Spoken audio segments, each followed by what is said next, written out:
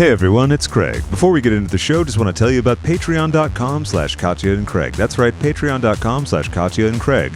We have $5, $7, and $10 reward tiers. Now for $5, you get bonus episodes every month. For $7, you get bonus episodes and listener questions episodes. And for $10, well, you get the bonus episodes, you get the listener questions episodes, and you get our movie club episodes. As you likely already know, Trixie Mattel joined us last month for Contact, and this month, Miss Mardell is returning to talk all about Scream, only on Movie Club.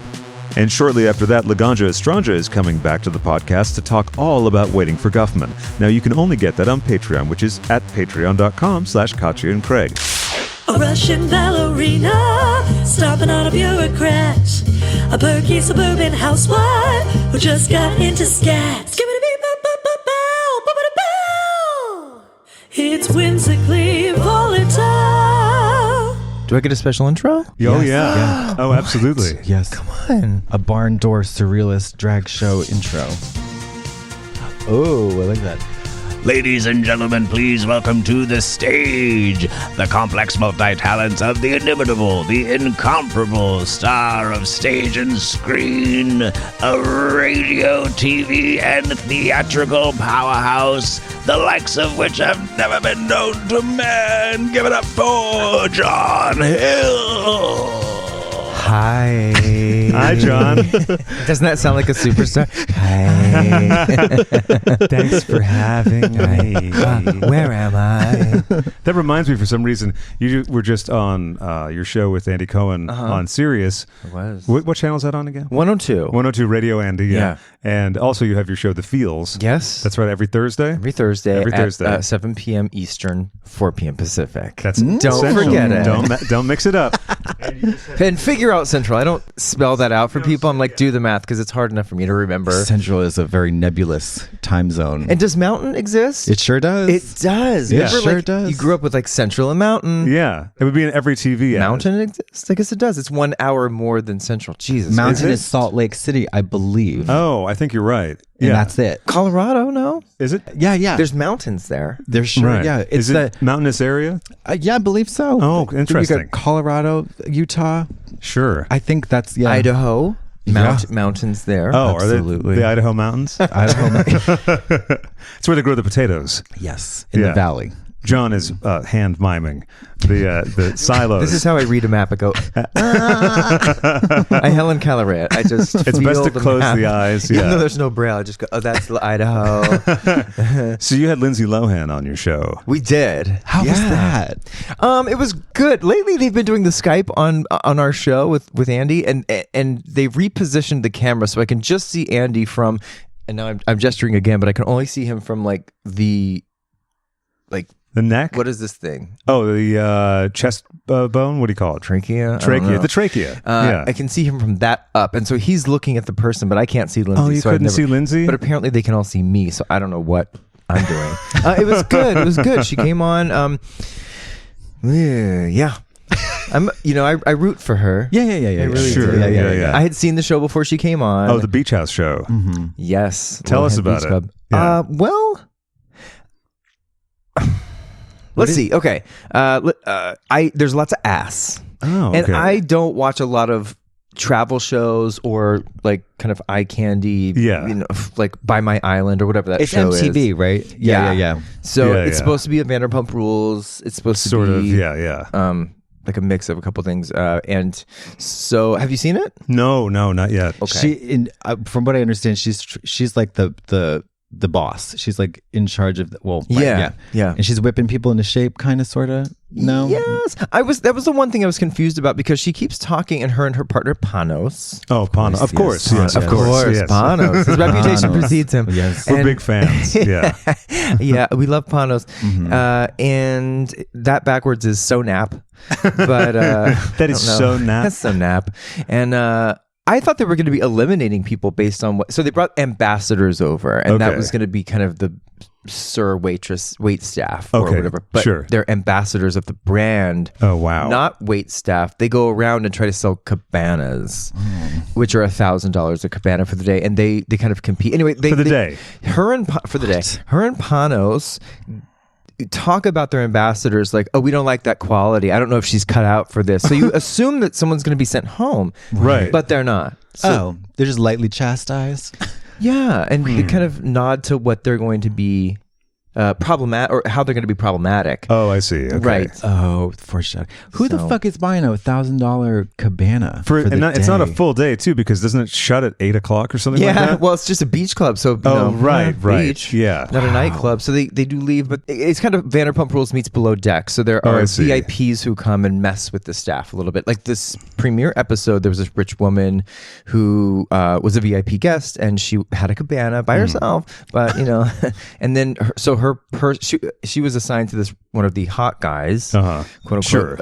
Hot ambassadors. I kind of bought it. I thought it was hot, and they ended up making out all night and Oh. stuff. And Lindsay and Panos were like, whatever. Yeah. She was buying bottles, so Yeah. good for you. So Get it. I was confused about if they were going to cut people like Survivor style, but they're Yeah. not. They're just those are the people who were there. So Oh, that's a bummer. It They is a should put bummer. him on like a little a dinghy and just throw him into the ocean. You know what I mean? And Just set him a sail. If they can Yeah. swim back, Yeah. Right. okay, Right. fine, no Yeah. problem. best of like a Viking funeral. Yeah, yeah. You know, a flaming. Oh my God! Imagine Lindsay Lohan with a flaming bow and arrow. Like that would be Katniss great. Lohan. Yeah. Yeah. Smoking a cigarette while she does it. Yes. Yeah. Girl Yeah. on fire. Because you've been a big fan of her music career. Well, I have. Yeah. Yeah. Who I has like bossy. Bossy. so good. Bossy. I'm just a little bossy. Wait, I like it when I like it, how I like it, and that's how it is. Oh, that's fabulous. I didn't know there was two big bossy fans on the couch. Oh, gosh. It was. I've been fans for a long time of that song. It's been such. It's been a long time. It's been out for what, 10 years? Yeah, and it's Yeah. such a great song. It's fun to pull out for people who haven't heard Yeah. it, and they're Yeah. always like, "Oh my god, it is so good." Yep, it is Just a good. little- And she also has a monologue in that song. She does? Really? I think she has a spoken word moment, and Yeah. she had talked about on our show that she's more in control of this show, and it's not really about Yeah. her sitch. Yeah. No personal life stuff. But I did get enough of her in this show. You get like butt cheeks, Okay. Now, whose butt cheeks are we talking about? B-roll, Oh, Just okay. random. Like they Sure. they literally cut to butt cheeks, and then they cut to the ocean. And I like just seeing Greece. I like seeing Yeah. the ocean. I like seeing that stuff. And And this is in Mykonos? yeah, Yeah.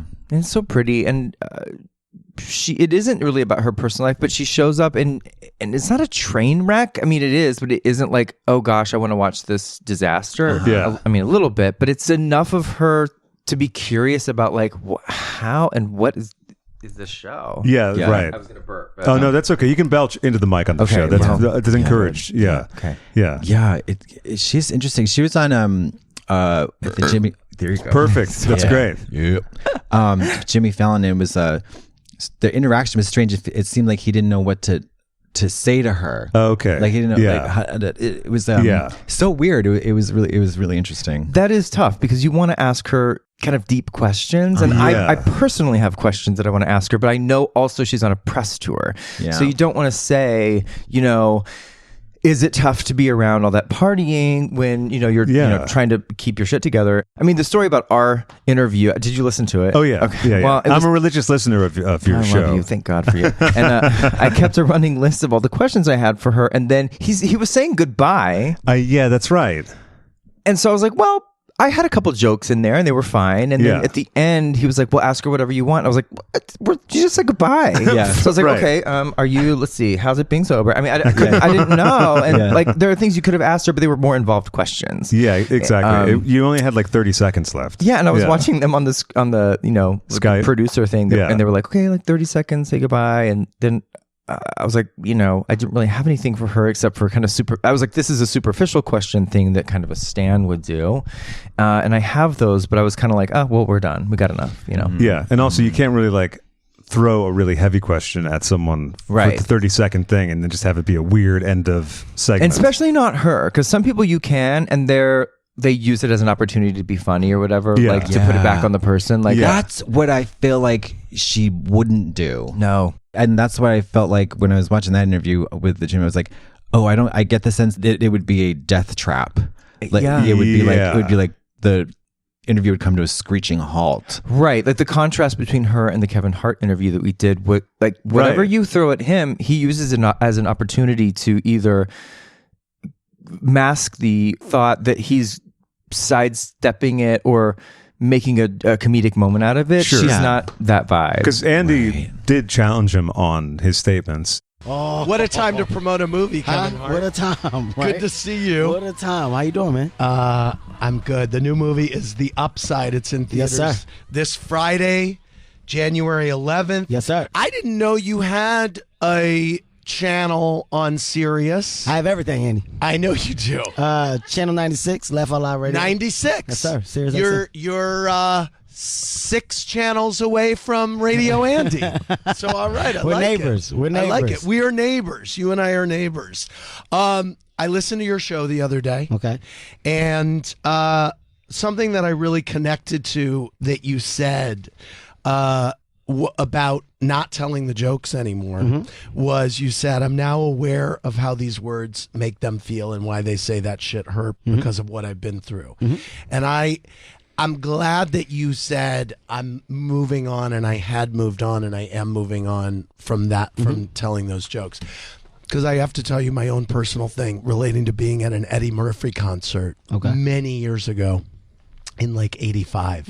And I was a kid and I was in the closet and every other word out of his mouth was faggot and everyone was laughing. And I literally went in the bathroom and started crying. I was like, this is so fucked up. Like and I love Eddie Murphy. And so on behalf of anyone who was ever in your crowd all those years ago and felt like how I did, I'm so happy that you kind of moved on from that.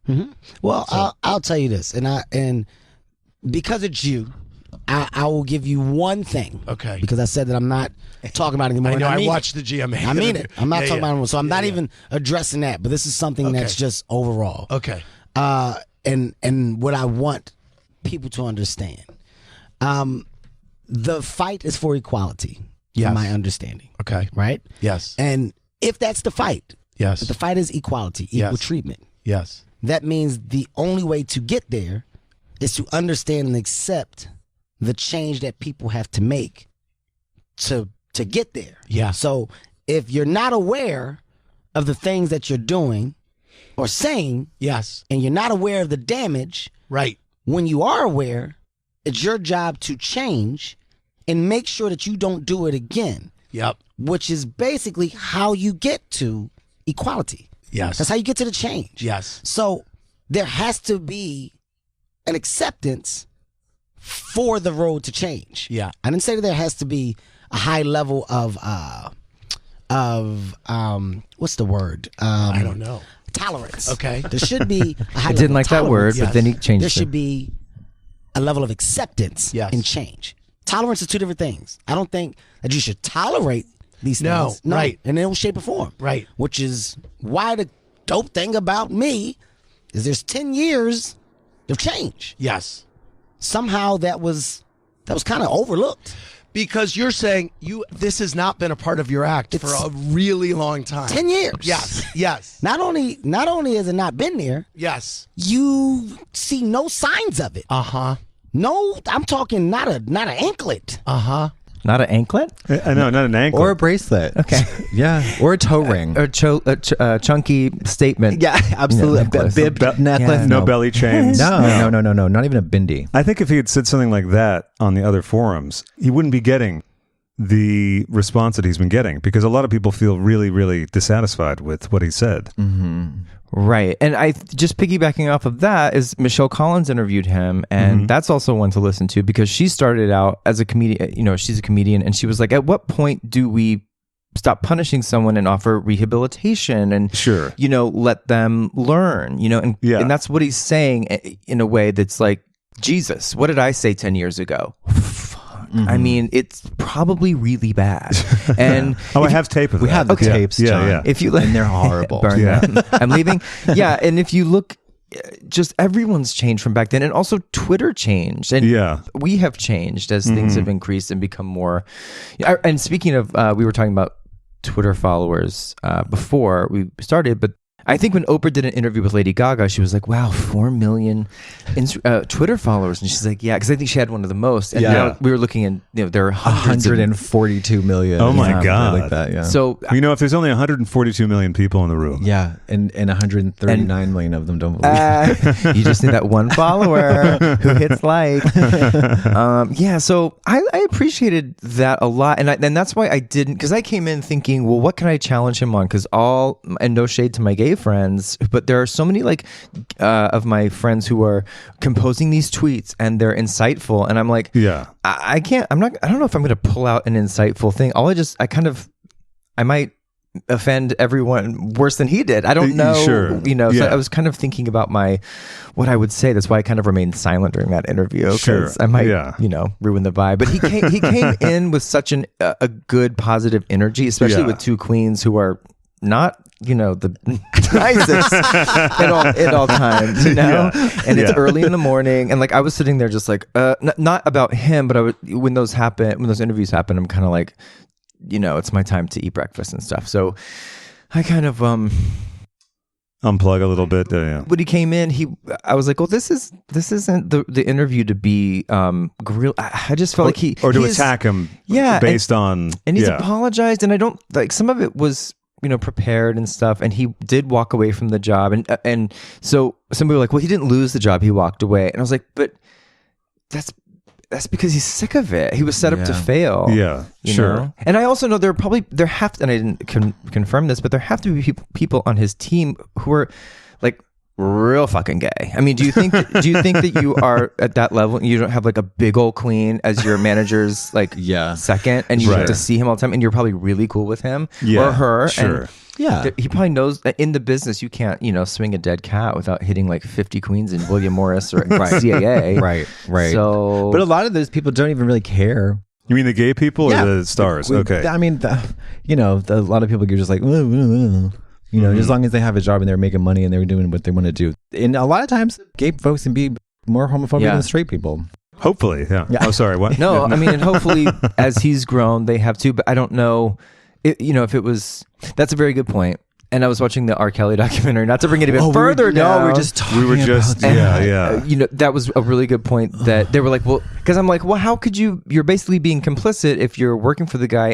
But they were like, we're making our money off of him, and he's built this very seductive. And then they feel not trapped, but I mean, it's kind of easy sometimes for people to be like, I don't know what he's doing, or I kind of know, but I turn my.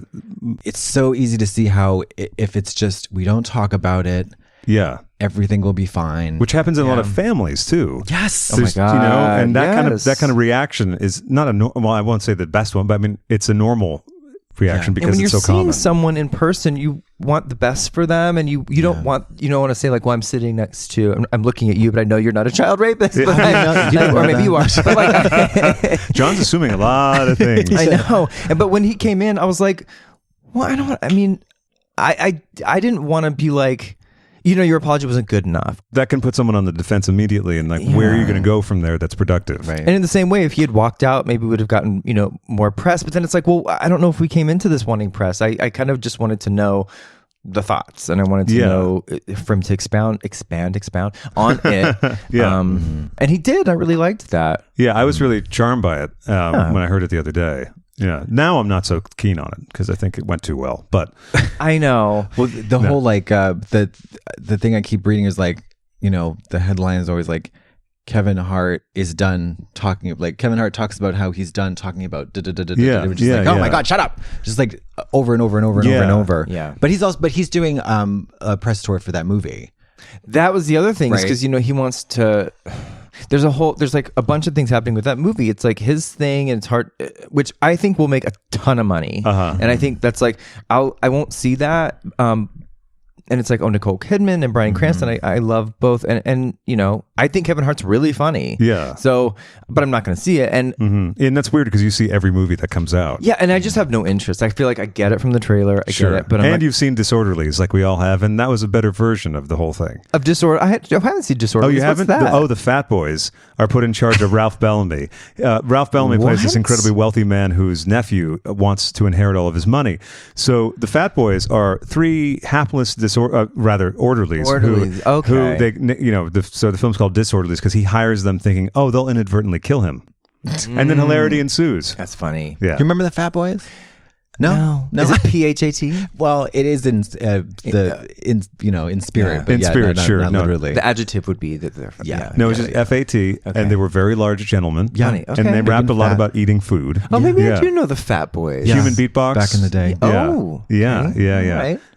Wow. Well, I'm glad you listened to that. I think it was interesting, and I think it bridged the gap between, what gay people want to hear, but at the same time, it was accessible for our listeners who are a lot of times, Bravo folks who are maybe not as up to it, and maybe they learned something from that interview. Because I do think Don't you think it would have been better if they had his publicist had just okay, so this major gig is coming up. Maybe we should delete some tweets. Do you know what I mean? Delete your old nasty tweets. Well, people go back, and if you're at a certain level, they go back and they gather ammo on you, and then they Wait put for it back up, or they Sure. screenshot it before you can delete it. So Right. at this point, we're all screwed, and you just have to be like, yeah. At that point, I was thinking this, and that's why. I haven't even looked back in I'm not really a Twitterer, but I looked back at one point, and I was like, oh, that was. As Lady Gaga put it, a really dark time in my life. That's why I did that. And I'm like, oh, okay. Yeah. Geez, bad. We were talking about the R. Kelly thing and how, hopefully he gets arrested, but at least the documentary now is making it so no one can really ignore or push it away. Right. I think people still find a way to ignore it. Oh, that's true. Yeah, you're right. Why did they have to make a goddamn 6-part documentary? 6 parts? Yeah, isn't it? It is 6 hours. Yeah. Oh, I think they wow. aired it 2 hours. Oh, okay. But when I Okay. watch it on demand, it's just 1, 2, 3, 4, 5, 6. Oh, okay. Yeah.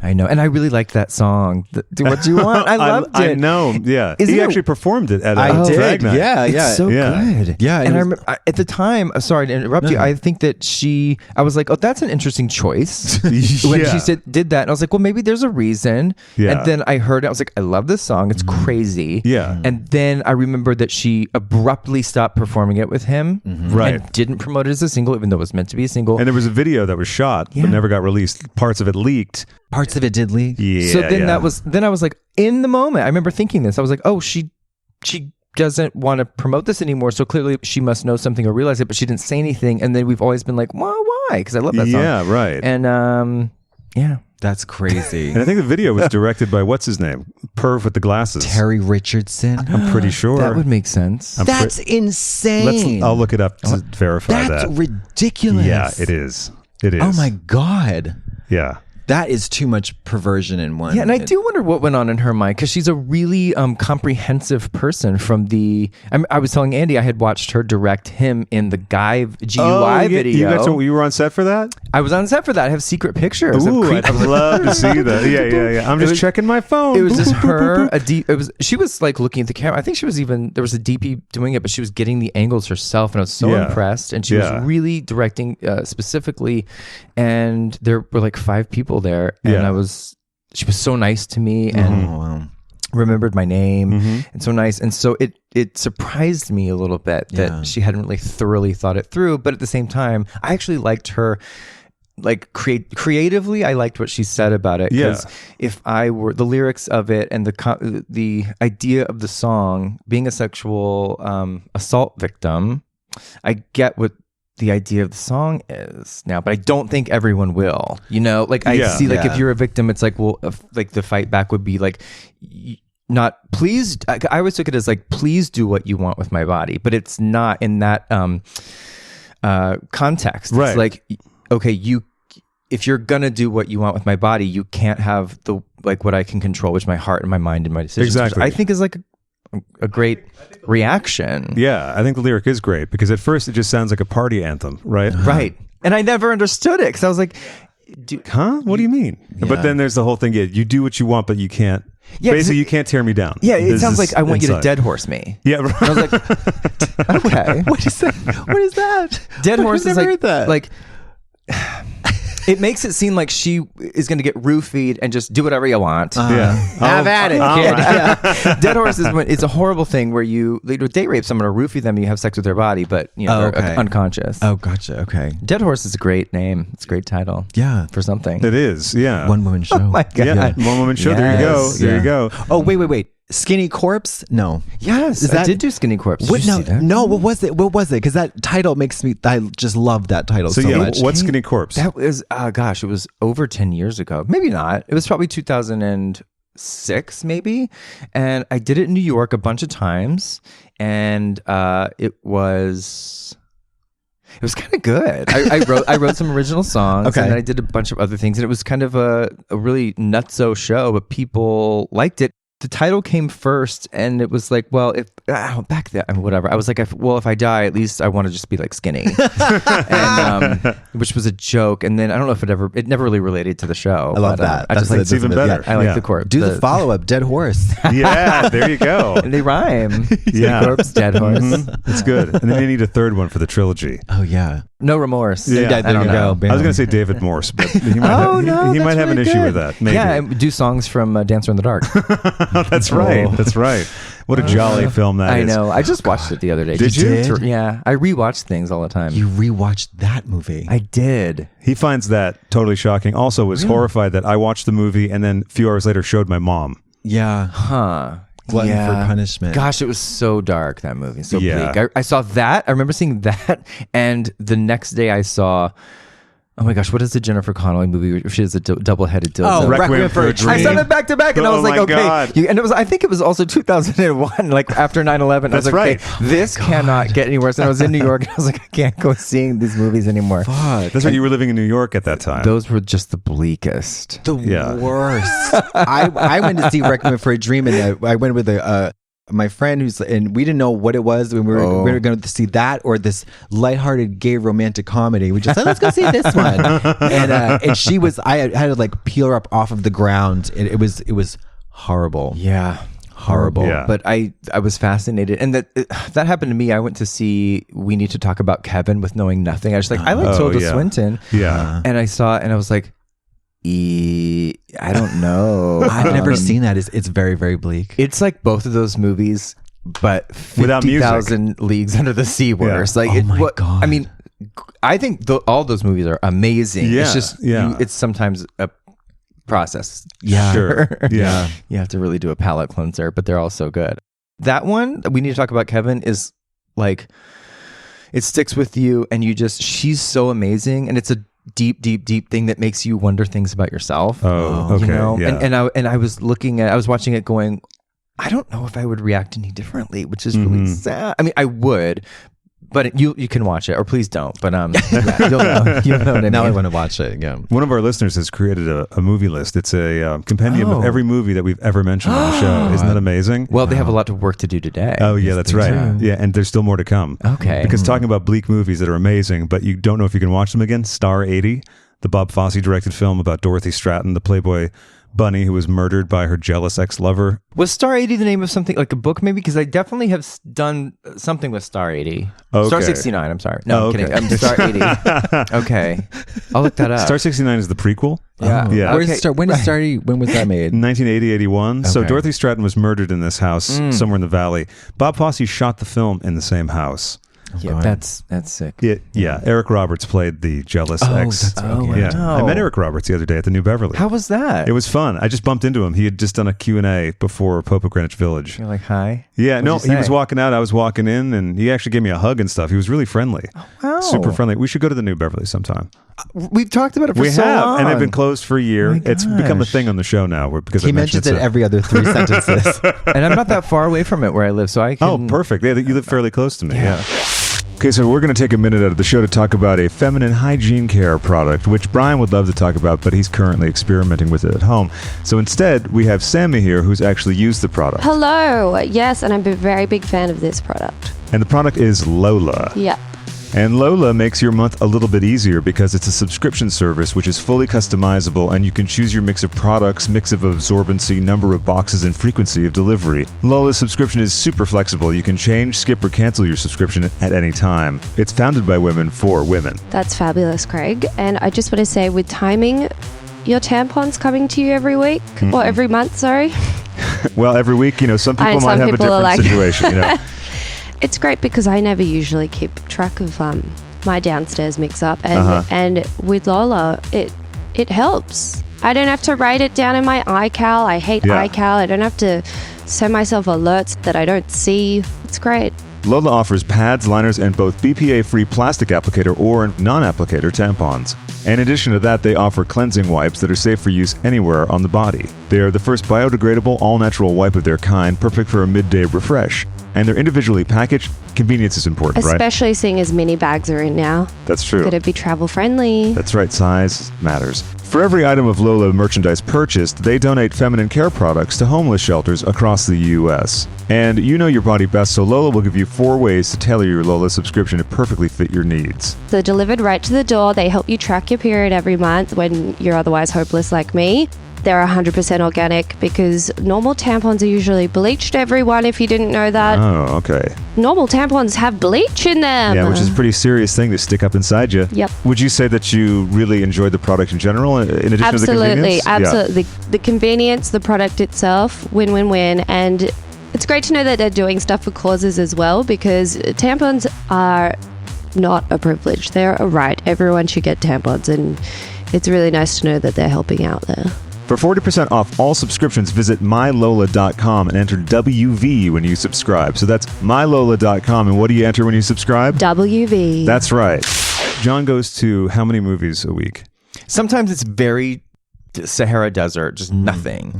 And sometimes it's like 4 or 3 times a week. Yeah. Sometimes it's like twice in one day. If there's a lot of stuff I want to see, I'm gesturing my phone because the app is in there. But I don't watch movies on my phone. But if there's a lot of stuff I want to see, I will. Like I wanted to see Escape Room. I see every horror movie that comes out. I saw that last night. Oh, is it good? Well, it depends on what you think is good. I see all the horror movies just to see them, and if one has 50% or above on Rotten Tomatoes, I'll see it. Because they usually get like a 8 or a 6. Yeah. And what have you seen recently? The Prodigy, which is Taylor Schilling. It's like The Omen. I shouldn't say it's like The Omen because it's not, but it's an evil child. Okay. Which I love an evil child. Sure. Oh, yes. Yeah. And it's not as it's more fun, or not fun, but it's a more pulpy than a bleak Requiem for a Dream or something. It's kind of like fun to watch. It's like you enjoy it, you're engaged, but it's ridiculous. Okay. Yeah. Okay. An Escape Room was just really bad, but I was really bad. It looked pretty good. I know people are really going to see it, and it's really bad. The acting is like like how from the beginning, like so bad. But by the end of it, I was like, you know what? They really worked hard, and bless their hearts. They turned the camera on. Damn, there was lighting. Long? That's why I didn't see. I was gonna see it the day before, and I had a meeting, and I couldn't get to it because it's 2 hours and 40 minutes.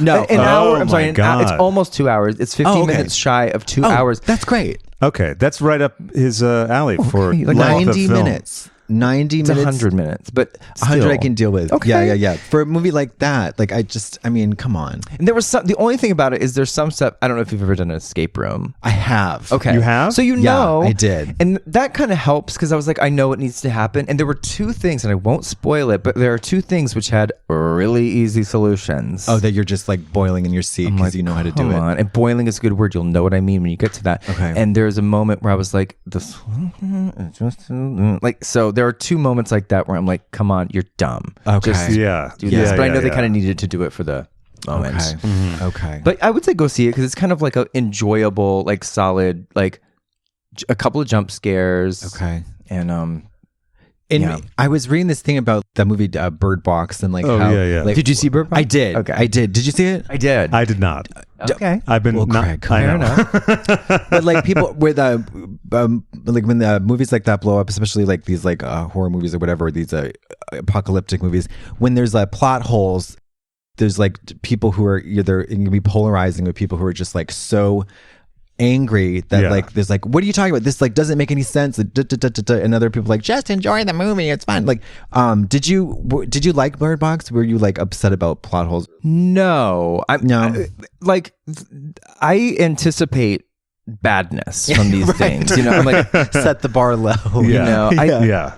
And the cat, I was more like intrigued by it. I wasn't intrigued by the movie itself because I was like, well, this is whatever. But I was intrigued by how they put it together. There, like, so many people are in it for just either a little while. Yeah. You know, they have that Dumpling girl, they have Jackie Weaver, they have Sarah Paulson, so John Malkovich. They have all these people in it, and her too. And I think she's always good. And I liked the basic premise. I don't even have that much critique for it. It's like, okay, great. I mean, I enjoyed it. I like any movie like that. I like any sci-fi, any horror. Yeah. And so I was kind of into it. Did you just belch? No, I cleared my throat. It was close though. I was going to get mad at you. Put it right in here. Put it in. I'm a stupid idiot when I watch a movie, and I like that. You know, it's good. I want to go along with the movie. It has to be really, really bad, or they have to something that is so stupid that throws me, and then I get pissed if I'm like, you really fucked this up. God damn it, I was with this. But I like to go along with that stuff, and I'm like, yeah, whatever. So that wouldn't happen in real life. Like, it's a movie. There's certain conventions that you have to follow. Right. And it's such a buzzkill when I talk to people, and they're like, oh, but what about this? I'm like, I think we're in the time of, I notice young people they love things so much and they hate on things sometimes, but I'm like, you know, our friends at World of Wonder, like when I started, I was such a negative Nancy, and they were like, just try to like stuff more. And I was yeah. Like, it doesn't do me a service to anybody to be like, I hated that. This is what sucked about it. I hate hearing that from people. Yeah. So I try to just say, oh, well, you know, like I said, there were two things in Escape Room which are dumb, but you're like, well, that's what needed to happen for the moment. I would be that person though. I did an escape room. Did you fail? We failed hard. How long did it take, the whole process? I think the allotted time was an hour. Yeah, you have a time limit. Oh, okay. They said you could call for clues. Okay. And we ended up calling very early. And how long into the process? Maybe 5 minutes, 10 minutes, because we didn't even get the first one. It was so bad. And then we finally got into the second room, and we had like 10 minutes left, and we probably had like 40 more things to do. And it was like, what the fuck? And it was I think it was one of the easier ones.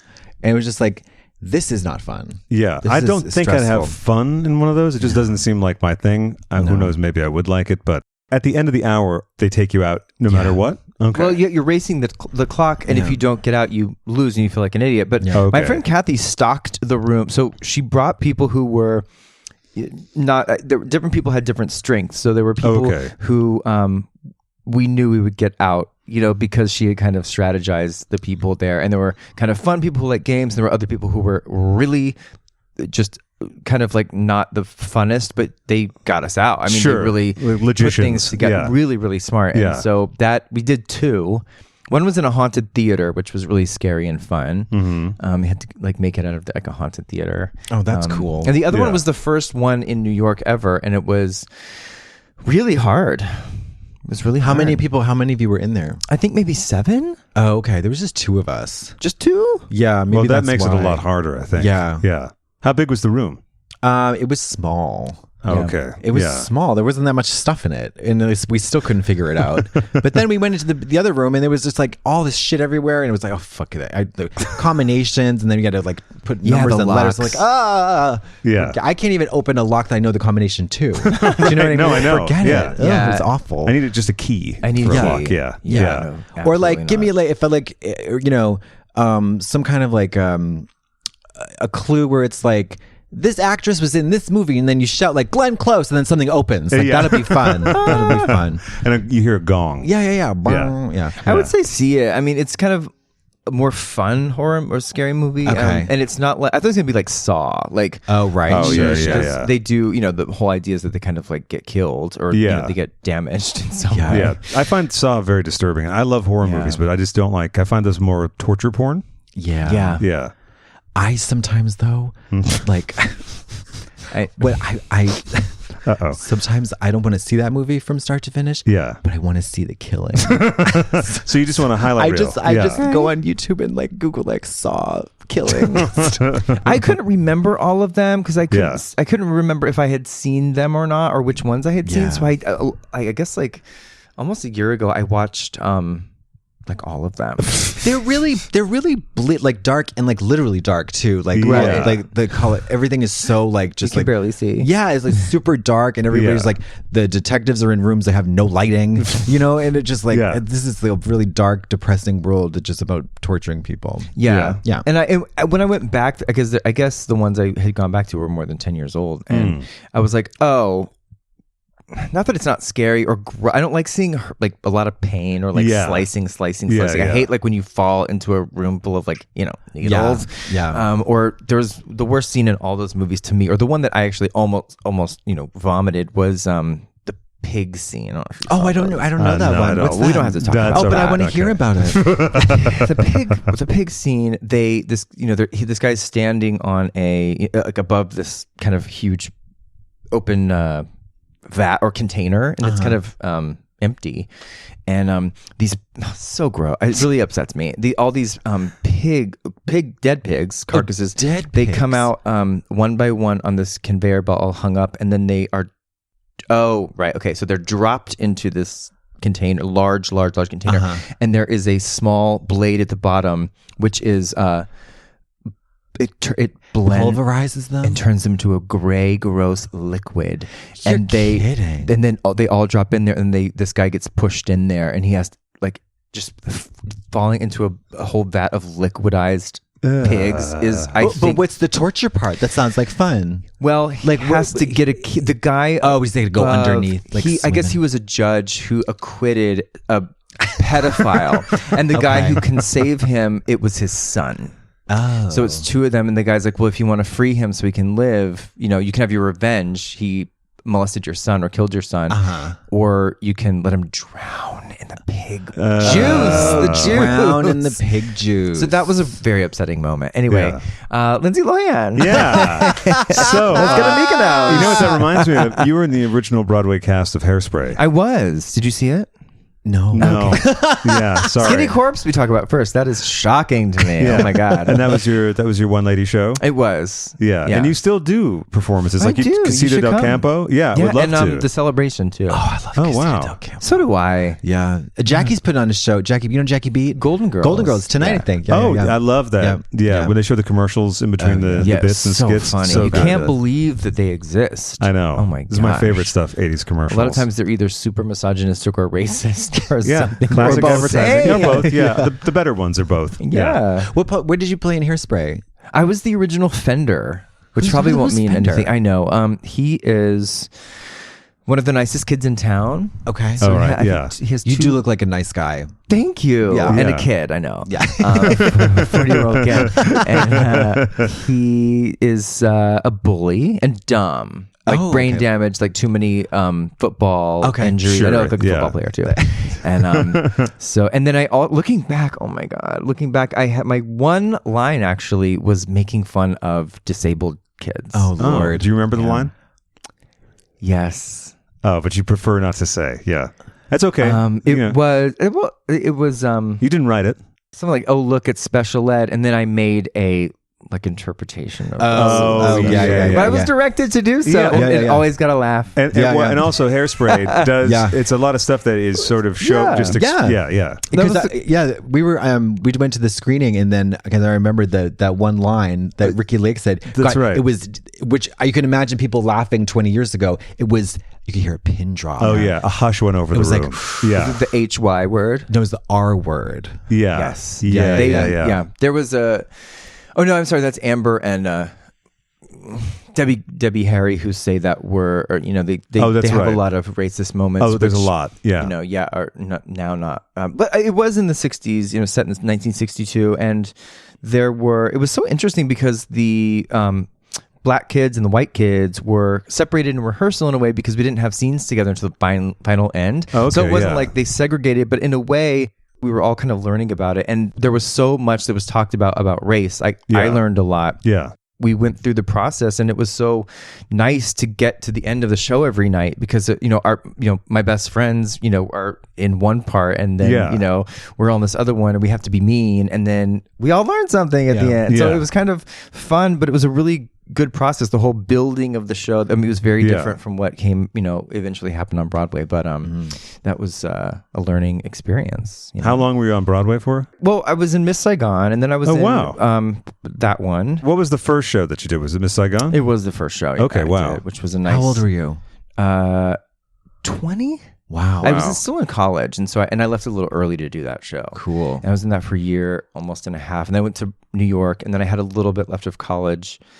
And so I finished that real quick and then went back to New York. And then I was kind of going to not give up, but I was like, I didn't go to musical theater school, but I had gotten a big show. And then Hairspray happened. I auditioned, and same day I was cast. Wow, and cool. the next week I went to the out-of-town Broadway tryout. So that was nice. Did that for, I think, exactly a year and a half. And then booked Boy from Oz with Hugh Jackman. That's right. So I was performing Hairspray at night and rehearsing all day for that. I was in that for 9 months, and then started doing an off-Broadway show. And Boy from Oz is the Peter Allen story? Yeah. I didn't know who he was. Mm-hmm. Well, I Go to Rio hasn't really aged terribly well.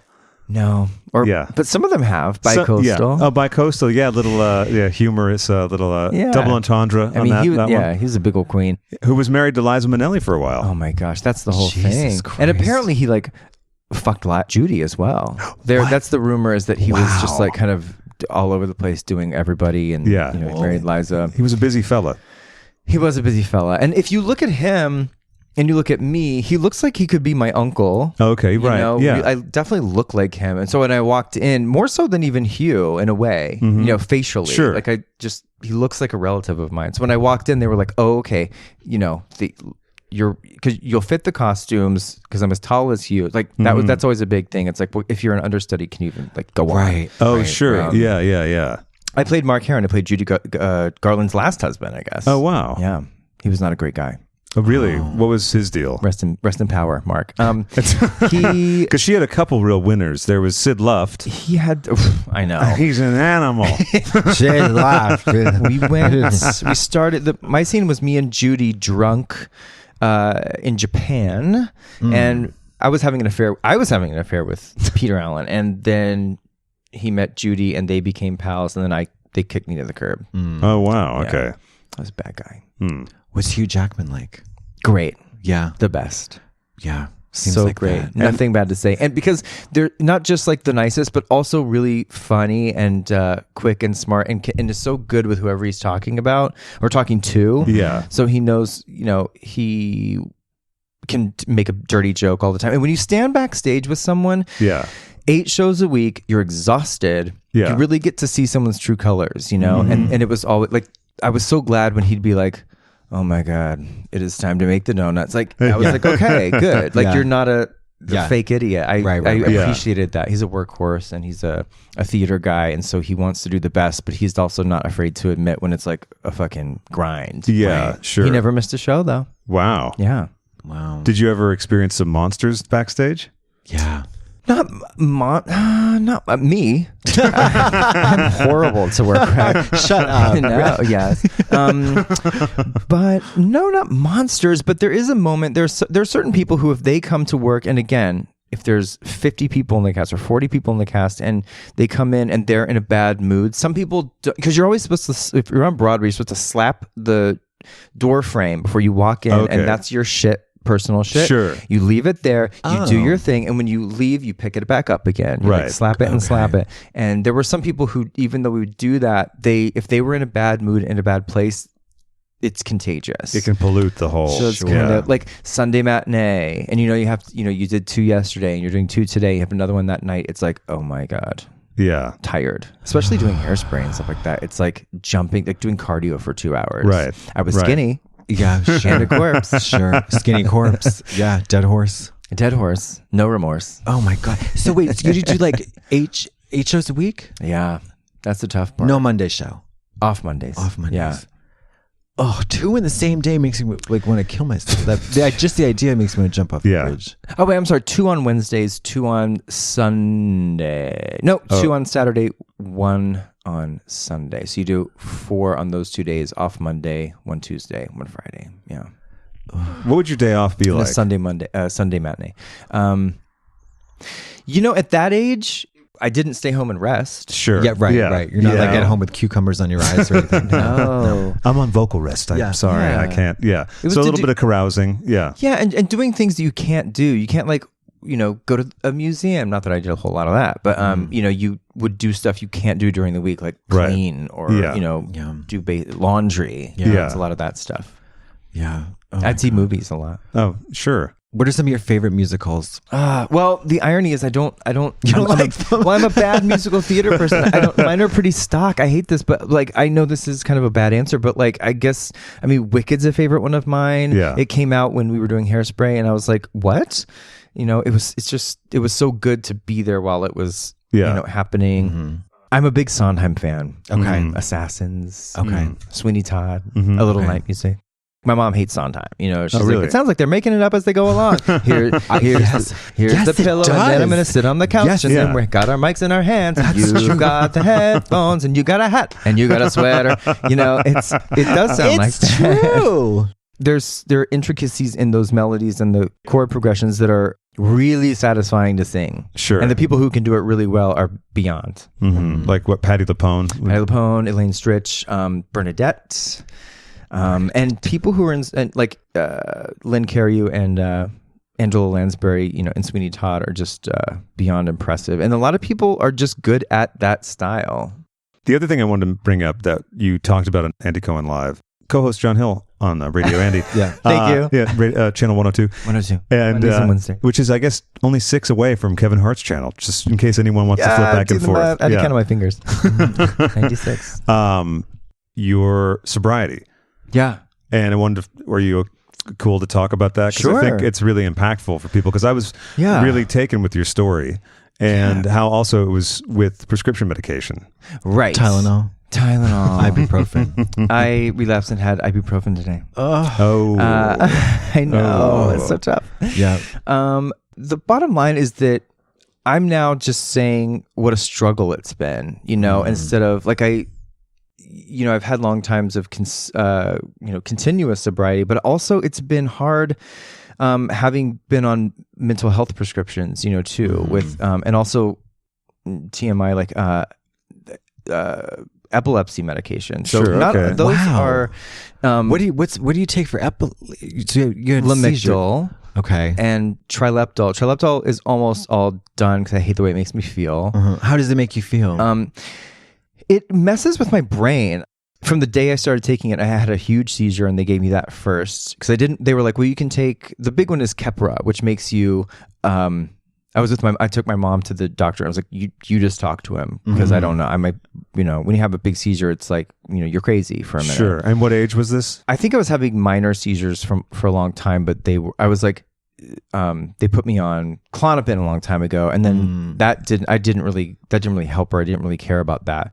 So nothing I'm on now would make you high. Yeah. But Klonopin certainly. Yeah. that would have. But at that point, I didn't understand that, and also my roommate stole it all, and I was like, "Why would you ever steal that?" It doesn't I didn't feel a thing, and I didn't understand. Yeah. But But it can make you feel rotten going off of it, right? Because I remember Stevie That Nicks saying can. that Oh, she had right. a bigger challenge getting off Klonopin than any of the other. Coke. Yeah. yeah. I spent 8 years on it. She said, and if I were, wow. Yeah. and it flies by. That's the thing about benzos, that it makes the time go by so fast. And you're like, oh wait, I wasted a year of my life, and what did I even say to people? Yeah. Sure. So it really messes with your brain. So this is for me. I'm admitting that it's a struggle, I guess, in that. But And do you mind saying also? So at what point did you say, okay, I got to do something about the Klonopin and so on? Well, Klonopin wasn't hard to get off of necessarily. I just didn't ever get too on it. I was always like, well, I don't know. And then it came back later because there are doctors who were like, oh, you have anxiety, we'll put you on Klonopin. And then I didn't really know that was something that you shouldn't take. But I never really abused it. Weirdly, some doctors will prefer to give that over Xanax. Because it's longer acting. Oh, see, I didn't know why. Xanax will hit you for 4 hours and then go away. Yeah. And so you're I freaked see. after 4 hours. Oh, I or see. 6 Okay. hours. Yeah, You're yeah. really jacked up. Yeah. I grew up in a sober household, no alcohol, Oh, no really? nothing, super Wow. religious. I never saw Wow. anybody abuse substances. I never that's not my DNA. I won't reach for a drink. It's just not in my thing. It makes me sick. I hate it. But I was an opiate guy. I turned into an opiate guy. Oh, wow. I was overprescribed Percocet and then Valium too, which is benzo, which is a longer acting. So those together, that'll kill you. Yeah. Oh, shit. But it increased, and I was going through a really, really sad breakup, a long distance breakup, and I was really, really, really sad about it because I felt responsible for it in terms of I took a job away and I didn't know how to move back or get him to move there, and it wasn't really working. So I felt so depressed and so sad. So then I remember making the decision. I'm like, well, I'm just gonna take stuff to take my mind off it. It's such a stupid thing to do, but it kind of works. Like they say in Postcards from the Edge, drugs are the solution, not the problem. You have issues to deal with. You either numb it out. My first boyfriend in New York was in recovery, and I used to go with him to meetings and stuff. And I was like, I support you. That's great. I was sober at that point. Like I never drank because I was a singer. And and I was like, oh my God, why would you ever smoke pot? I never smoked pot before. I guess I'd maybe smoked it a couple times in college, and I was just like, I'm ODing, I'm going to die. Call my parents, and people would just laugh at me, but I would be like, oh God, no, never. It wasn't my thing. But then like during Hairspray, everyone was stoned. Everyone was drinking all the time. And I was like, well, this is fun. So, I mean, when I really decided I need to fix this, like I would go through loneliness and depression, and I was doing a show out of town in Dallas, and my boyfriend was here, and I was alone, and I had a big responsibility as a showrunner. And I remember I would have to go home at the end of the day, and that's when I would like drink beer, which would make me fat, and not a skinny corpse, fat corpse, a dead fat corpse. Around that time, I was like, well, I'm gonna cut this down, but I was also medicated. So when I went back to New York, I was also kind of I was working at Watch Weapons Live, and it's a big drinking culture because everyone's drinking, and I was like, well, I guess I'll drink. Never felt great, but I was always kind of a downer person. So not an opiate person, but like Stevie Nicks, it was easy to get off the opiates for me. I was like, thank God. I detoxed. This isn't safe, but I detoxed by myself in my apartment for 2 weeks. And by the end of it, I was like, oh, I'm done. And then I did have to go away. I went away for exhaustion. Dehydration? Yeah. And by the time I got there, I was like, well, I'm detoxed. So that's great. So I was ready to get sober and like kind of start to figure out what worked for me. And so that lasted a while. But you know what was weird? Is this going on too long? No, not at all. They started medicating me at rehab. And I remember my sister, who was kind of my, I don't know, by proxy kind of, person I shared. She had rights to know what was happening, medication, health-wise. And she was like, don't give him. They gave me Suboxone. What? Oh, I wasn't even already detoxed for 2 weeks. And for those who aren't familiar with Suboxone, describe it. Well, it's an opiate mixed with naloxone. So it's kind of like you take that. It's a little bit. It's kind of like a methadone theory. It's not methadone, but it's like that. It's that it is a sublingual thing you take and that's for a lot of people who are taking a lot of heroin and stuff. And the idea is if they take it and then someone takes a heroin, they don't get the effects, they don't get high, they get sick. And so if I had taken a bunch of Percocet, it wouldn't have done anything to me, and I couldn't OD because there's naloxone in it. So they put me on that, and at the time I was like, well, that's good. So I know it's kind of like when what's that stuff that alcoholics take? Antabuse? Antabuse. Yeah. So like you'll really get sick. So I don't know if naloxone would make you sick, but it would definitely make you not get the high that you could, and it certainly won't let you OD. So I thought, well, that's a safeguard, because I didn't know at that point. It was kind of changing all my habits, so I didn't know if it was going to be. I thought it'd be a good safeguard.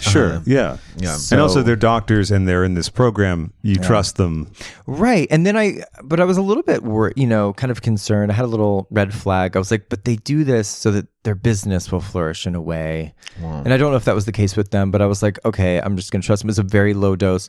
So I feel like that first year out of that, even though I was sober, I was still on that, which made me. I still had that thing in my mind of like, oh, you take something. Yeah. I know a lot of addicts who are very it's polarizing. The Suboxone. It is. Big time. 3 years sober. I'm taking Suboxone. Well, they're not sober. No. I mean, I was thinking they did say that. But other people, they just don't consider you sober on Suboxone. And I didn't either. And I feel like I wasn't myself. And I feel like I was still not high necessarily, but certainly checked altered. out. Yeah. Altered completely. And then I stopped taking that. And then after that, did you do that by yourself when you stopped taking it, or did you have to? Yeah, we tapered it off, and then because I hated it. And I felt like I was, altered and getting high. Yeah, it's great. I mean, I remember being down back in Boston by the Boston Medical Center in the methadone clinic, and the zombies just walking out. Yes. Yeah. Hey, how are you? And there are only certain doctors who can give Suboxone, and at least in New York there were, and it was definitely like a shady thing, or you had to like be really, really, really overly approved to even prescribe that. Like not every doctor can just give that to you. So isn't it also more common for it to be something that is given to people like, if you feel like you're going to relapse, take this, but to prescribe it as a daily thing, is that as common? Well, it depends on the kind of, like, I would just take pills. I even took at that point, I somehow got, and this is now in the current like the top of mind moment, fentanyl. Oh gosh, wow. Which is worse than heroin. And they were saying, it seems very scary. I didn't have, it cranked me out. I mean, I was, I don't know, but it would make me just I would just spend a lot of time alone. It was very isolating. So it made me really sad. Sure. Yeah. I'm always very curious about like opiates, because I never did. There's like the only drugs I never did. I always like wanted to do like speed or whatever. But what do people do on heroin, or like or on opiates? Like you take a bunch of fentanyl. What do you do? Well, the fentanyl was strange because I would wear the transdermal patch. And it's very chic. It goes well with a lot of outfits. Yeah, it looks really cute. And that was a small period of time because that really turned this, things kind of escalated quickly with that. And then my friends and family figure it out. I was like, I'm so ready to get rid of this crap. But it had become kind of a compulsion. So that was only a few months. This is before or after the Suboxone?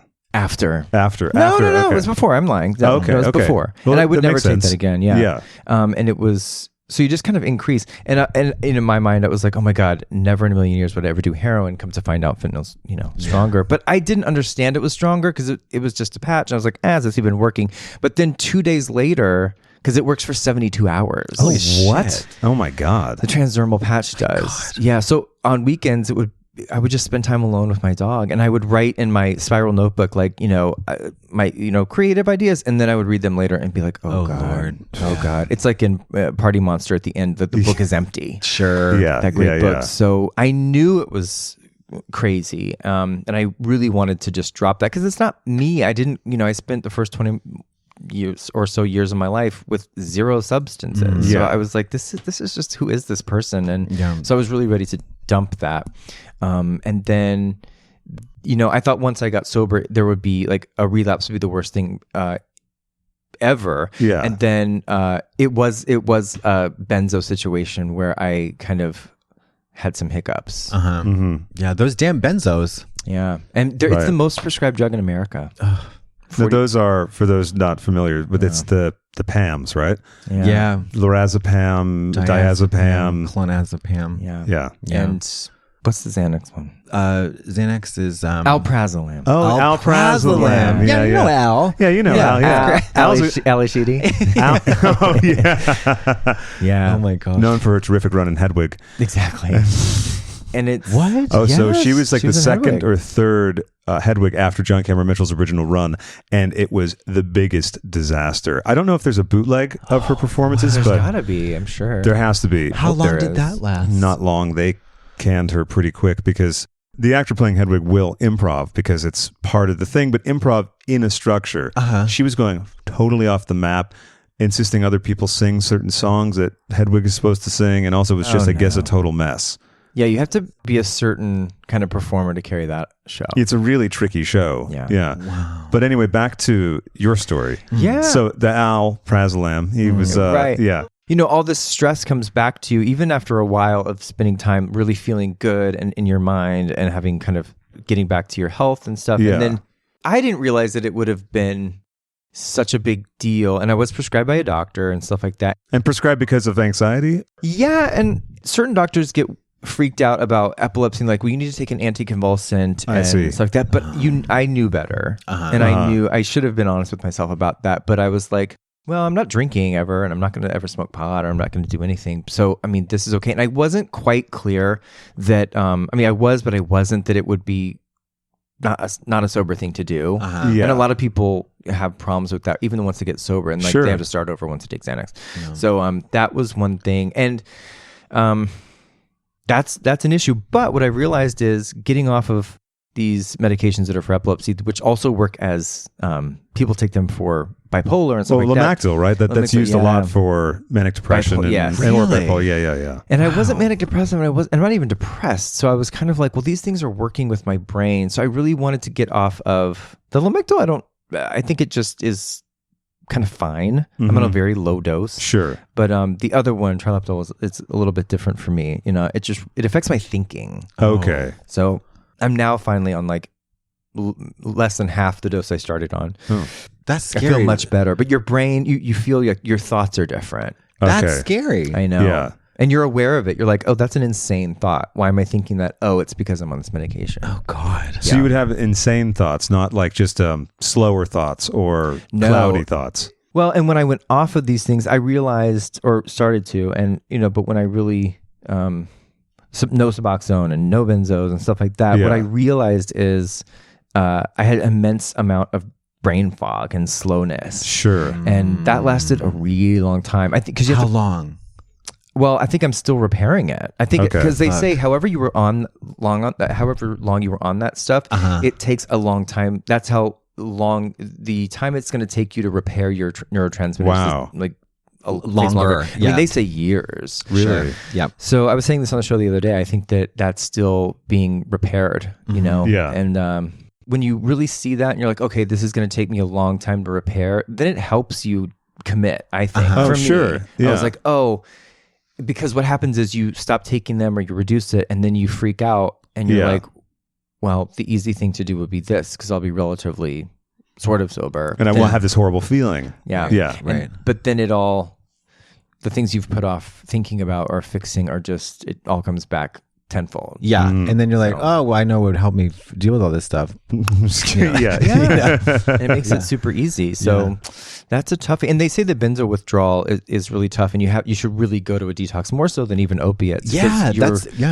You'll have really bad things happen. Yeah. A friend of mine was like she was like able to cut everything out. But when it came to, and I didn't even know, she's like, yeah, I've been taking Xanax. Like I've been popping those like candy for years. Wow. And then she had to go to a detox because it was just like too intense. It's one of the worst. Yeah. And people don't really know that, but if you're stopped taking it, you should go, or it's up to you, but it's life threatening. Yeah. And you shouldn't go cold turkey. They say you should get with your doctor and taper it. Sure. Yeah. Cowabunga. So when I've gone off that stuff, and I have done cold turkey, and I've just been like, oh my God, higher power, help me. Let me just survive this, because I haven't wanted to go to detox and really have the time. But I've noticed that when I'm at my worst, and I'm my worst around people, and because it makes your brain really jacked up if you're on them, off them, on. Sure. And even these other medications you take, I have noticed like I'm just a fucking drag to be around, until you kind of get your strength back. Yeah, sure. You can't even. Oof. Yeah. Yeah. And some of those times have been on the radio, and it's been mortifying. Do you have a hard time being on when you really don't feel like being on? Or are you able to just switch like... I'm just down. I'm a downer, and I'm negative, and just thinking, Which is so counter to how you are presenting right now, or how I know you to be. Yeah. No, do you know what I mean? Yeah. I mean, I do like when I hear you and Andy be bitchy and pissy with each other, but usually that's around the holidays. Yeah. So, which is always great. You guys are so tired. Yeah. I had my Christmas party Saturday night. Uh-huh. Oh, why do you give me attitude about it? I'm not giving you attitude. I'm just saying neat. How that's neat. Well, you're being bitchy, and your mouth is full, so that's a double. I have to eat breakfast, or I'll get even more bitchy, and I'll need to put on a white jacket. Well, How was it? Who was there? Who else? Who else? What else? Who what? Who ate what? Did Kylie Minogue eat all the cheese again? Kylie Minogue did not show up this year with Jake Shears. A lot of times people are like, "Are you okay?" And I want to say like it's the opposite. It's not because I'm on anything. It's because I'm not. Yeah, right. Yeah, and right. so a lot of times when people are the most concerned, it's like, "Oh my gosh, he's so out of it," and it's like, but it's because things are not working properly. Like I'm trying my brain to work a certain way, and now that I'm off of it, it's all that always happens. I had a friend I was working with, and she's like, are you okay today? You don't really seem yourself. And I wanted to be like, oh my God, I couldn't be more sober. That's so interesting that you think that. Yeah. It's like if you only knew, honey. Oh my God. Pardon me for a second. It's like Mr. Rogers. Who's at the door today? Oh my gosh. LaCroix break. LaCroix break. Did you say LaCroix or LaCroix? I say LaCroix. Me too. Cheers. Oh, well, hello there. We are the Femme Dolls. I'm Cherry Torn. And I'm Sophie Monroe, dominatrix bitches, home alone and ready to double down on making you our naughty slave. We love to hear all of your kinky secrets. Oh, don't be shy. Come on, you can tell us anything. Are you gay? Because we just always like to know if a guy is gay. It feels so good to confess, doesn't it? Isn't everyone a little gay? Oh, so gay. And we're back. Thank you. And action. So we had a delivery, and so we were just wrapping up the story of your... Yeah, I mean, so that's it. I mean, a lot of people are kind of like, they post a lot about it, and even though I talk about it, Yeah, how do you feel about like being public with it is like certainly has its pros and cons, and Right. Well, I just like being honest about it and just saying it's something I prefer about myself. And I mean, I like to be a sober person. I show up better to things when I have my wits about me. Sure. And as the brain fog is clearing, I just feel like it's getting so much better, and I do feel more like myself. But I don't post about it a lot because I don't know. It makes me. I like when people post, I think, because it's inspiring a little bit. Yeah, and I'm like, sure. oh, that's good. I feel like there are a lot of people who have issues with it, but a lot of people who post that stuff, I see them so happy, and I don't feel like it's crazy fake, and I know it means a lot to them, and so I just take it as a inspirational thing, I guess. But I don't really but when I see people who have gone through it, and I do feel like they're so much lighter. Sure. They're, they don't carry the weight of the world on their shoulders. Yeah. And I am happy for them. And I'm rarely happy for anyone. You miserable cunt. Yeah. So I'm like, well, that's good. I'm happy for them. Because a lot of times it's people I know. And I'm like, oh, wow, I did notice a change for you two years ago. Now you have a husband and children. Great for you. I mean, I don't know if that's what I want, but I mean, that's what you're going to get. I know. You're going to get these miracles. So, I don't know. But it does kind of have a good effect on everything in your interactions with people. Because even though I think it's funny sometimes to be a downer with people and be a total bitch on the radio and stuff, it's not like a little bit goes a long way. Yeah. So, there's a time and a place. Like you mentioned earlier about how there's this thing where, especially like sometimes younger people like to be like, oh, this was so shit because it's a drag. Because like who needs to have every minor flaw pointed out constantly? In a funny way on a broadcast is one thing, or being bitchy with friends is, or, talking shit on a podcast, whatever. It's fine. Yeah. A little shade is good. Yeah. But just to be a naysayer about stuff, it just seems antiquated to me. Just like when people will tweet something or post a comment and they're like, no, they could never, like, what a piece of trash. I'm like, okay, great. But like, people will respond to stuff I say about Lindsay Lohan or something, and they're just like, oh my gosh, she looks terrible. And I'm like, I don't know if I would, put that out there. Yeah. I hope the best for, I don't know her life. I know what we see. And I would just be like, hey, and that was something I learned at World of Wonder when I was young and a kid, was kind of like, love everything. It's a fake love everything, but take everything in the global sense, like what this means in our culture right now. That's that, like, love, like kind of not love, but like be a sponge for everything. So if this person is becoming famous, it's like, okay, that's a moment in culture and why. And if you hate their music or you hate their movie or whatever, it's like, you don't have to hate it, but you can be like, wow, that's crazy. I can't believe that's what's selling right now. Yeah. And I'm going to understand it. I like to think of stuff. It's like, it's just not for me. It doesn't do anything for me. But, God bless the people that are getting something out of it. Yeah. And which is kind of always what I want from other people too. Like, I don't want to hear why something I like sucks. Like, don't tell me. Yeah. Right. I don't A give joke a fuck. is fine. Oh, a joke is totally But- fine. Or someone, but someone's like, why do you like that? I want to be like, why am I talking to you? Right. Why am I? Yeah, exactly. There you go. Yeah. I have this weird, awful, well, it's not weird, it's common, this awful, bad habit of like wanting to know what's that celebrity really like? I think I said the other day in the podcast, I was like, I bet Jennifer Lopez is a bitch. Oh, yeah. Like, why? And I'm thinking, I was like, why the fuck did I say that? There's like, no, I have no proof. Nobody said anything. And there's no reason to say that. And then it's like stupid stuff like that when you throw it out and like either on social media or just put it out into the public sphere. I was like, why the fuck are you being negative for no damn reason, you stupid bitch? You're a bitch. I'm the bitch. Yeah. That's all that's revealing is that I'm the stupid bitch, But yeah, but I always like I want to know that people are evil. That like they're really, she's really, it's all an act. They're all real. They're all assholes, and and my ears prick up when I hear people talk like, Ellen DeGeneres is a real bitch. And I'm like, oh yeah, how? Tell me how. Well, I remember like, that day too. that. I was like, she seems like she could be that way. Yeah, because every once in a while something like that'll get you. And it's so pervasive in the culture too. It's so easy. Yeah, it's so easy to like. Yeah, it's so crazy. I don't know.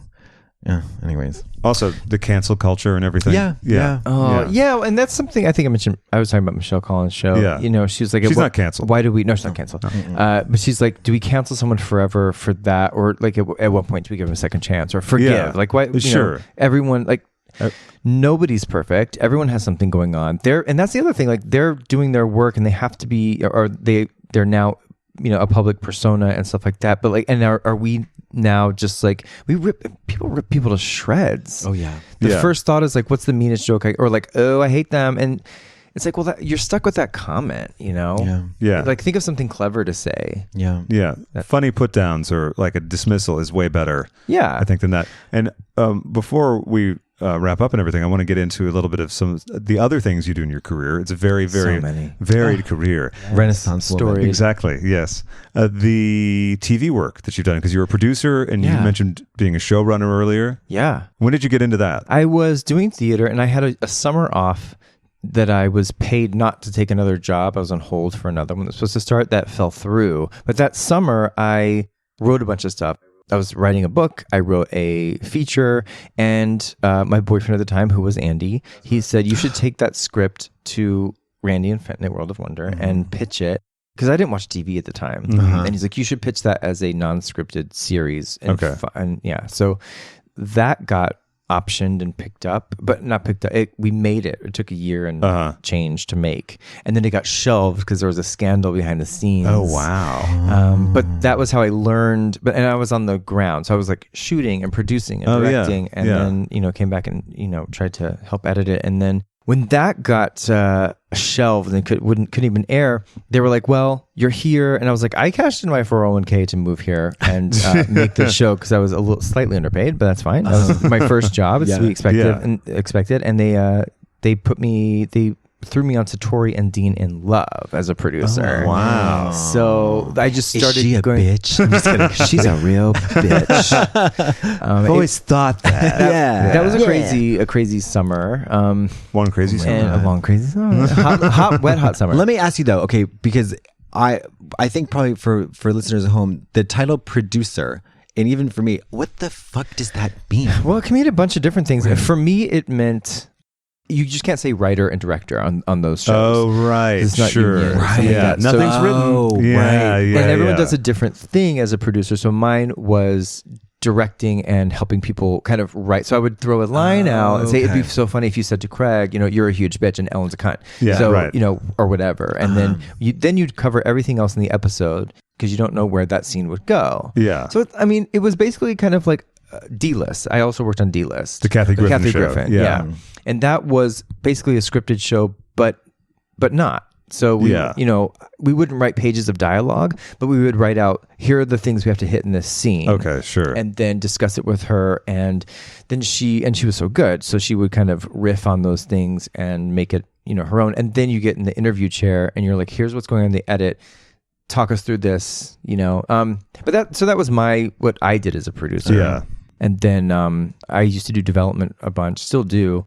Developing the whole show. Here's how we'll start. Here's how the mechanics will be, stuff like that. So that's basically working out from the original idea what everything's going to be. Right. And so they call that making the creative. So I would make the creative for shows. And then on Watch What Happens Live, I just wrote jokes. Okay. But my title was producer. Okay.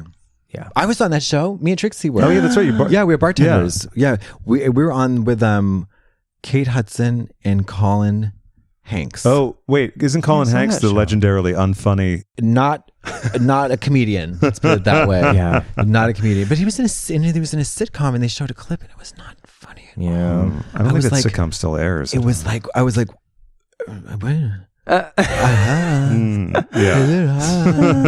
That's like clip. Should have been the funny part. Maybe Right. it was. Yeah. Sadly. Maybe it was. Yeah. That was the good bit. I hate him. I heard he's a real bitch. Real bitch. Fucking bitch. What's it like doing that show? Is it fun? That was like at the peak of my breakdown. You know what I mean? Oh, perfect. Yeah. Okay. What better thing to... So I think I was a real drag to be around, but I did learn a lot. I don't remember any of it, but I know I learned a lot. But I was kind of exhausted before I even started. I wanted to just write jokes. I didn't want to write a story Bible for a 10 or 12 episode docuseries, which was just so daunting, even though I'm good at that. But I wanted to just do something simple for a while because I was burnt out. And so I got to do that. And that was years and years and years. And then I was like, I'm never moving back to LA unless it's for good or for a long time. I can't do back and forth. Yeah. And I came back to do 2 specials for Bianca. And that was great because it was scripted. We knew what was going to happen. We knew the scenes we were going to shoot. We did have pages of dialogue, and it was so much easier than doing a reality show. Sure. Because you get into the edit and you're like, well, here are the scenes we shot. Right. You're not right. And like the amount of work it takes to filter through footage and make a story from that is... I cannot imagine. And when I have too many options, when everything's an option, and my brain works like that. I'm like, well, you could do this, and then you could do this, and you could do this, and somebody has to say, here's how it needs to be. Yeah, sure. I'm good at offering up a ton of options and ideas, but I'm not good at being like the decider of the... Yeah. Because that usually comes from the network and somebody who wants to say, chuck it, start over.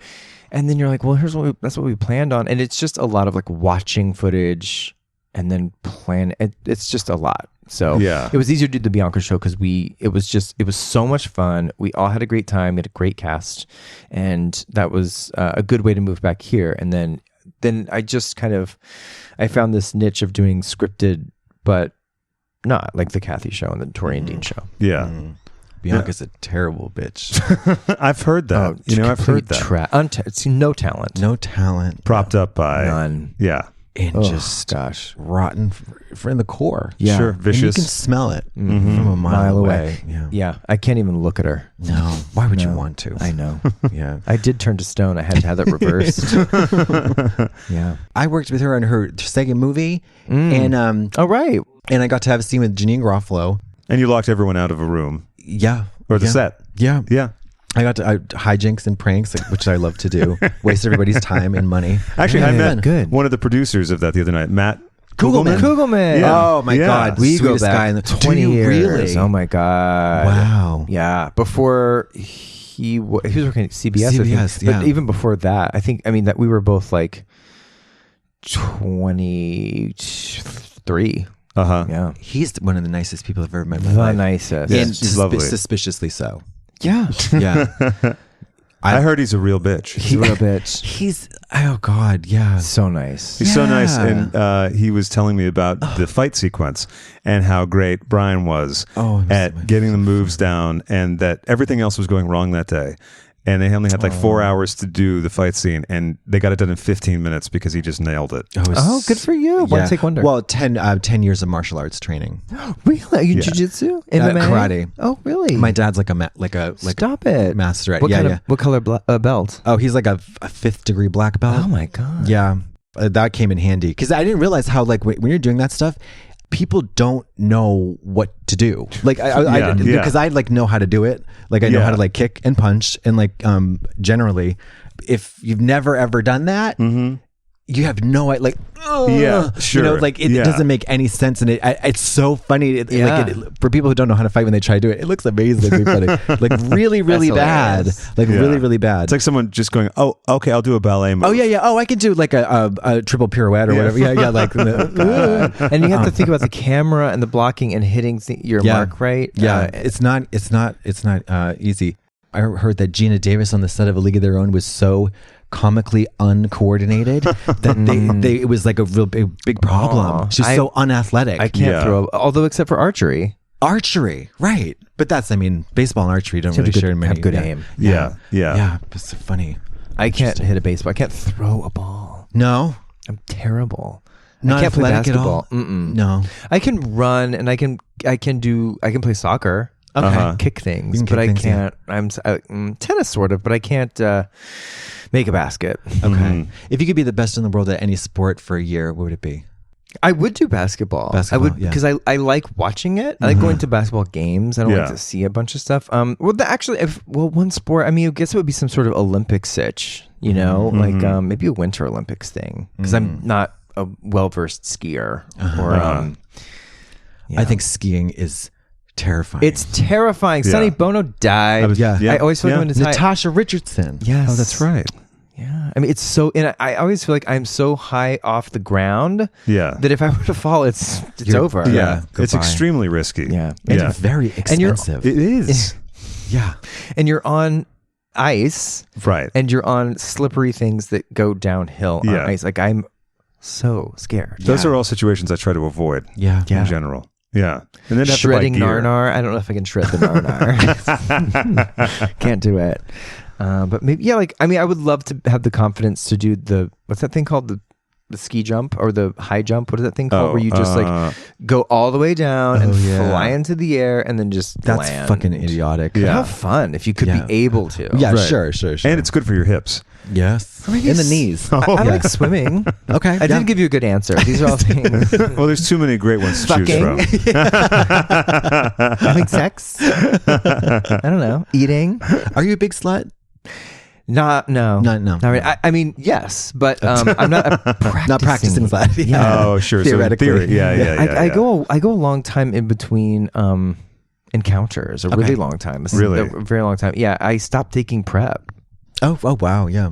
Just a few weeks ago, but I was like, why am I taking that? Like, if you're trying to get rid of, like, it just seems like a huge chemical. I was like, I don't know if I want to have that for a while now. You know, there haven't been any documented side effects. No, not at all. It hasn't been up for very long, but right, and that's what the doctor said. So I was taking it for a few years, and I don't know if I'll not take it forever. I'll probably go back on it. I stopped taking that. I stopped taking Propecia. What the fuck is that? Oh, yeah, that's a hair thing. Yeah, but you have a lovely head. Yeah. Well, I was on Propecia. So we'll see in a couple weeks. Did you get hair? Did you It doesn't make hair grow. It prevents makes it from not going fall away. out. Okay. So wait. I'm past the point of no return with that. Did you have a balding area, or were you just worried that it might? I just didn't want to lose it at all. Do you have a family history of baldness? My dad and all the men on his side of the family are bald, but every guy on my mom's side is like thick. THICC. So, yeah, of course.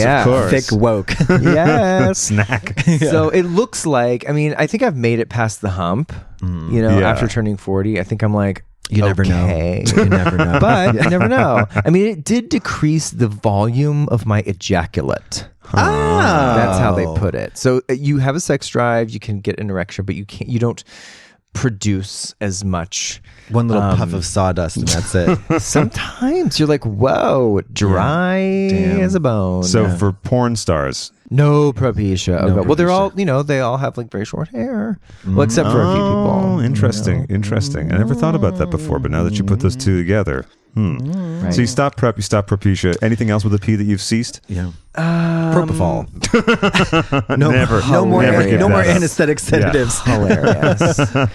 Pussy. Yeah. Oh yeah. You had a real problem with that for a while. Prilosec, Prevacid. Oh. Ooh. I don't have My GERD. but yeah. Yeah. No, I don't think so. What is it about dating and everything that you find that you want to take breaks from? Or Well, kind of back to the mental stuff. I really want to be the best me I can be before I involve somebody else in this, because I want to make sure there's not a codependent moment, and I don't want to look for validation. I don't want to like super impress somebody. I just want to be 100% myself. It will come. I'm confident it will. Yeah. But I'm not seeking it out. And I hope that, the best times I've ever been in love have always been out of a just no-brainer attraction and friend, not, but friendship, Sure. Something clicking. I like liking the person. I also don't need to hook up with another person just to hook up with another person. I feel like I'm totally happy jacking off. Yeah. Plus, there's so many toys and devices available now that you can always and programs to tune into. Exactly. Yeah. Yep. Oh, that I do that. Sure. I do watch programs. You do? My stories. Your stories? I watch my stories. Do you have any favorite stars? I do. Lately, it's been like filthy people. Oh, okay. I like a filthy whore. Now, what in your mind constitute a filthy whore? Because I feel like I that like could a be verbal subjective. whore. Oh, okay, yeah. okay. So I like Nasty. that. Yeah, I like Nasty. verbal as well. I like hearing just slutty, Nasty. Okay. nasty whores. That I like. Okay. I'm pretty vanilla, I guess. As Okay. they would say. Yeah. But I'm not on the grinders and the apps and stuff. Yeah, sure. I have downloaded Grindr a bunch of times, but then I'm like, I don't know what to say. I've been on. The Grindr is a very funny environment. It is so strange to me. You get all types of stuff. The other day I got somebody who their version of like hello is 12 pictures of their asshole. Oh, It's like 12 of them. 12 different angles and they're kind of the same angle. Oh, really? Yeah, and it was Yeah. just like a Interesting. lot of like it's just and then hi, like and just I was like wow, Hey. yeah, and okay, cool. And they're all, the times that I have tried it, you'll talk to someone, they're like, let me see the dick, Sure. And I don't actually have pictures of my dick. I'm afraid I'll accidentally airdrop it to my mom Yeah, sure. or something. Yeah, So yeah. I'm always like, okay. I mean, I guess I could take one, but I don't care I enough. won't do it. I Yeah. don't care enough. Yeah, I won't do it. Yeah. I won't send pictures. And of also, them. what are they going to say? Like, oh, I actually don't like it. Yeah. And I'm sure that happens all the time to people. I'm sure. Yeah. Yeah. But now with Facetune, you could probably Facetune your dick. Make it bigger, stretch it out, don't know. change the Yeah. color, add some texture. Yes, I have a different color dick. Yeah, it's green. dark gray. A different colored dick is a good book title, I think, for you. Different Yeah. colored dick. DCD. DCD.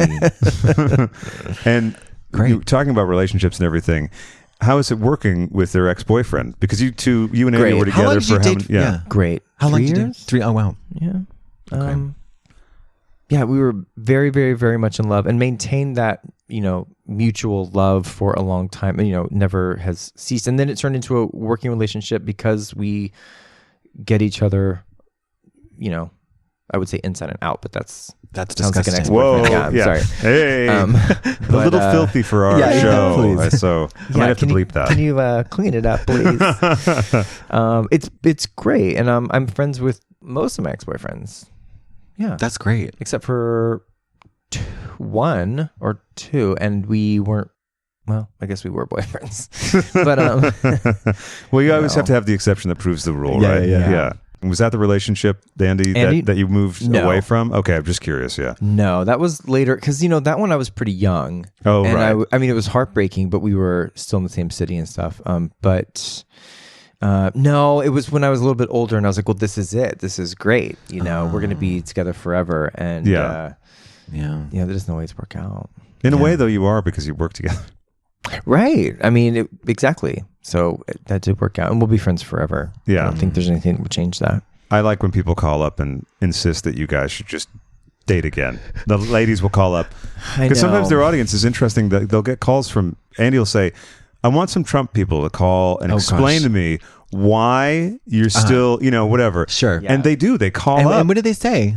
They're actually fairly respectful of the whole thing. And it's really an interesting thing because you don't hear that much. You just hear very, very strong opinions. I like on the that other a side. lot when people come in. And most people who do, I think it's been, I can't remember a guy who's called, but it's mostly women.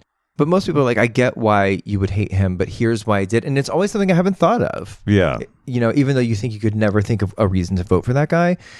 But when these people have called in, it has been kind of enlightening. And that's something I think is great about our show, is that we do want to learn.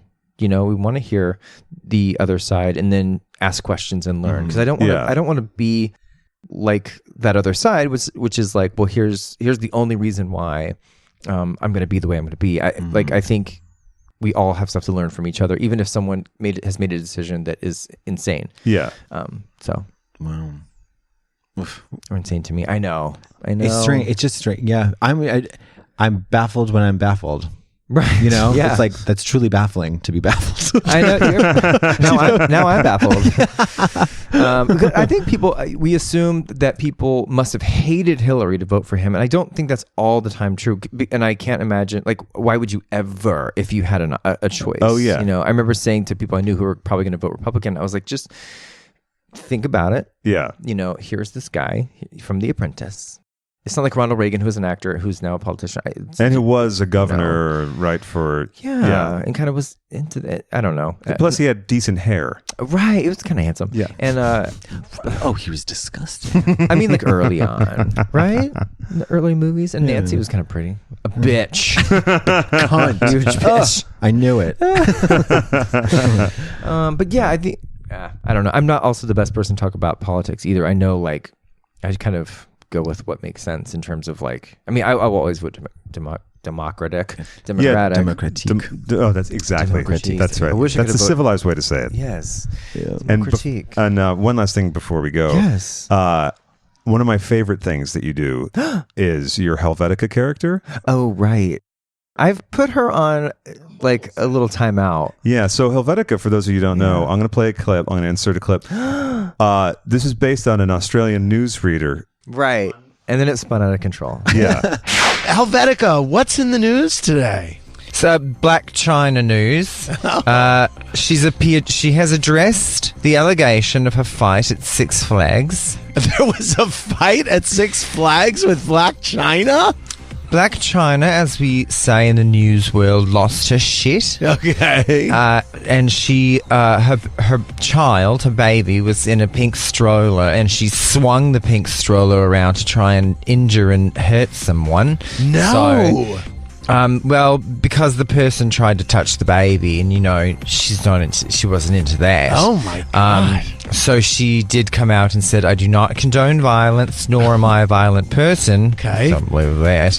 But shout out to all the amazing mothers out there that will protect their children at all costs. Love, King, and Dreams, Mommy. Now I understand that, being a mother myself. However, I would never protect my child. Right. Your daughter is named what? Tivana. Oh, how is Tivana? We don't talk about her on this program. Oh, we don't. No. Oh, we're not ready for that. She is she's otherwise engaged. Oh, okay. And severely punished. Okay. She might be in a cage. Helvetica has become so popular on the show that John does cameo. Cameo. Yeah. What is that like? Is it weird? How much do you charge? Weird. Mine is $60. Oh, that's reasonable. Yeah, you I feel started like. at a lower rate, but it seemed like why not? And the market will bear it, and people are happy too, and they tip you too. I like that. Oh, yeah. I one time got a huge tip. I mean, I did it because I didn't think anyone would.